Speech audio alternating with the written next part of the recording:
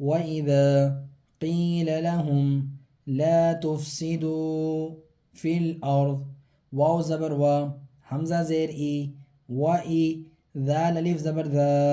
الف سے پہلے ذال کے اوپر زبر ہے، تھوڑا سا کھینچا جائے گا، وَإِذَا، قوف یا زیر قی، یا ساکن سے پہلے قوف کے نیچے زیر ہے، یا مدہ ہوگا، ایک الف کے برابر کھینچ کے پڑھیں گے جب یہاں آئیں گے، وَإِذَا قی، لام زبر لا،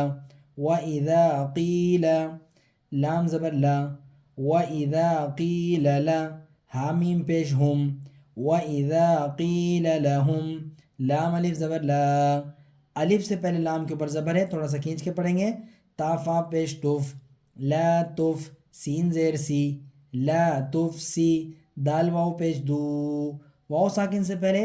دال کے اوپر پیش ہے، واؤ مدہ ہوگا، آیت پڑھ کے جب یہاں آئیں گے ایک الف کے برابر کھینچ کے پڑھیں گے، آگے الف کو ہم نے چھوڑ دینا ہے، فا لام زیر فل، فا اور لام کے بیچ میں دو حروف ہیں الف اور یا، یہ چھوڑ دینا ہے، حمزہ را زا زبر ارز،